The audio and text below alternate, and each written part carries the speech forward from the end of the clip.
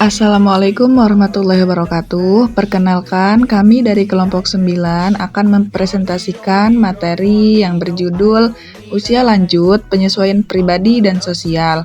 Sebelum masuk ke materi, izinkan kami memperkenalkan diri masing-masing. Halo, perkenalkan nama saya Eka Dalilah Putri dengan NIM 2313405154 dari BKI 3E UIN Sultan Maulana Hasanuddin Banten.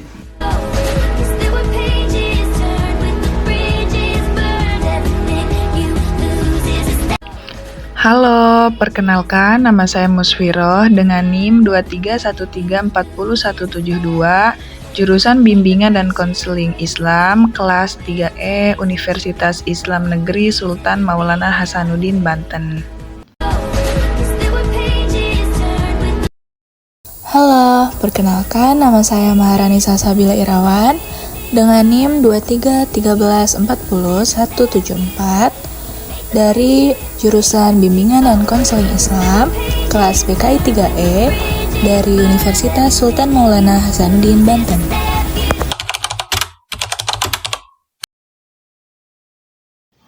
Baiklah, yang pertama, apa itu usia lanjut dan bagaimana ciri-ciri usia lanjut? Usia lanjut atau lansia adalah masa ketika seseorang telah mencapai usia 60 tahun ke atas. Pada masa ini, seseorang akan mengalami berbagai perubahan fisik, psikologis, dan sosial. Yang pertama, ada perubahan secara fisik pada usia lanjut. Misalnya, kulit menjadi keriput dan lebih tipis, rambut memutih, penurunan fungsi organ seperti penglihatan ataupun katarak, pendengaran dan sistem pencernaan. Tulang pun menjadi lebih rapuh. Yang kedua, perubahan dalam keterampilan motorik. Pada umumnya, orang lebih tua menyadari bahwa mereka bergerak lebih lambat dan kurang berkoordinasi daripada orang muda. Yang ketiga, ada perubahan kemampuan mental. Ini juga sering disebut sebagai akibat dari penurunan kondisi fisik yang mendukung. Secara umum, orang usia lanjut dalam pengalaman intelektual yang lebih tinggi memiliki efisiensi mental yang lebih rendah daripada orang usia lanjut dengan pengalaman intelektual yang lebih rendah. Yang keempat, ada perubahan minat. Pada usia lanjut, setiap aktivitas baik secara sukarela ataupun terpaksa, perubahan minat pada usia lanjut mencerminkan upaya individu untuk menyesuaikan diri dengan kondisi baru dalam hidupnya. Selanjutnya ada tugas perkembangan usia lanjut atau lansia. Tugas perkembangan ini adalah serangkaian tanggung jawab atau penyesuaian yang perlu dilakukan oleh individu di tahap akhir kehidupan untuk mencapai keseimbangan fisik, emosional, sosial, dan spiritual. Tugas ini mencerminkan upaya untuk beradaptasi dengan berbagai perubahan yang terjadi akibat proses penuaan, seperti perubahan fisik, peran sosial, dan hubungan interpersonal. Penyesuaian diri terhadap perubahan fisik bagi usia lanjut. Beradaptasi dengan perubahan terkait usia dalam tubuh merupakan proses penting untuk menjaga kesehatan. Seiring bertambahnya usia, banyak perubahan fisik yang terjadi, antara lain penurunan kekuatan otot, elastisitas kulit, penglihatan, pendengaran, dan fungsi organ tubuh lainnya. Berikut ada 4 strategi penyesuaian diri. Yang pertama, meningkatkan rasa percaya diri, memahami bahwa perubahan tubuh merupakan bagian alami dari proses penuaan. Yang kedua, aktivitas fisik secara teratur, aktivitas fisik ringan seperti jalan kaki, yoga, dan berenang. Yang ketiga, ada pola makan seimbang. Untuk menjaga kesehatan tulang, konsumsilah makanan kaya serat, rendah lemak, dan perhatikan asupan vitamin D dan kalsium. Yang keempat, menjaga kesehatan mental. Lakukan aktivitas merangsang otak seperti membaca dan mengerjakan teka-teki.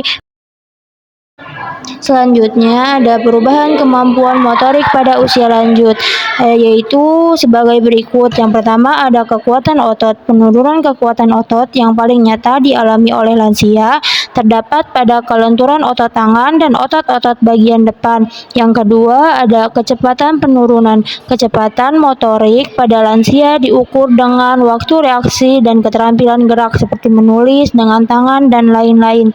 Yang ketiga ada kemampuan mempelajari keterampilan baru. Sekalipun orang yang lebih tua percaya bahwa mempelajari keterampilan baru bermanfaat secara pribadi. Yang keempat, kekuatan orang lanjut usia cenderung canggung dan kagok, cenderung menumpahkan atau menjatuhkan barang yang dibawa atau dipegangnya, dan cenderung melakukan sesuatu secara asal-asalan dan tidak teratur. Baik, materi selanjutnya yaitu perubahan kemampuan mental pada usia lanjut. Istilah yang sering digunakan untuk menyebut orang lanjut usia adalah lansia, yang merupakan singkatan dari lanjut usia. Istilah ini merujuk pada seseorang yang memasuki usia parubaya dan mendekati usia tua. Gangguan kesehatan jiwa pada lansia umumnya dialami oleh individu berusia 60 tahun ke atas. Pada tahap ini, seseorang menjadi lebih sensitif dan rentan terhadap berbagai gangguan jiwa.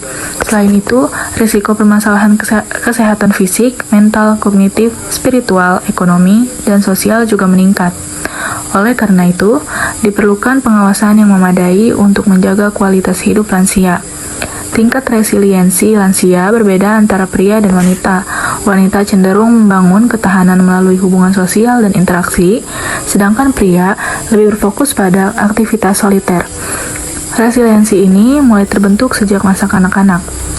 Baik, selanjutnya ada penyebab perubahan psikologis pada lansia. Perubahan psikologis pada lansia seringkali disebabkan oleh kesadaran akan penurunan kemampuan fisik. Hal ini dapat memunculkan perasaan rendah diri, terutama ketika mereka membandingkan diri dengan individu yang lebih muda dalam hal kekuatan, kecepatan, dan keterampilan. Lalu ada penyebab perubahan mental pada lansia. Penurunan kemampuan mental pada lansia juga dipengaruhi oleh keyakinan yang berkembang di masyarakat. Banyak yang meyakini bahwa penurunan aspek-aspek kehidupan secara otomatis akan mempengaruhi kemampuan mental, meskipun tidak selalu demikian. Materi selanjutnya ada perubahan minat pada usia lanjut. Menurut Soundtrack, ada 3 teori utama yang membahas penuaan, yaitu yang pertama, teori pemisahan. Teori ini mengemukakan bahwa seiring bertambahnya usia, lansia cenderung mengurangi keterlibatan sosial mereka dan mulai lebih fokus pada diri sendiri.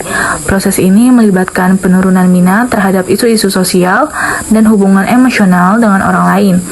Menurut teori ini, meskipun pengurangan interaksi sosial dapat terlihat sebagai penurunan, hal tersebut justru dapat memberikan kepuasan hidup yang lebih besar bagi lansia, karena mereka merasa lebih bebas untuk mengembangkan aktivitas pribadi tanpa tekanan sosial.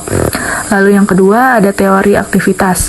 Teori ini berpendapat bahwa semakin aktif lansia dalam berbagai kegiatan, maka akan semakin kecil kemungkinan mereka merasa rentan atau merasa tidak puas dengan kehidupan mereka.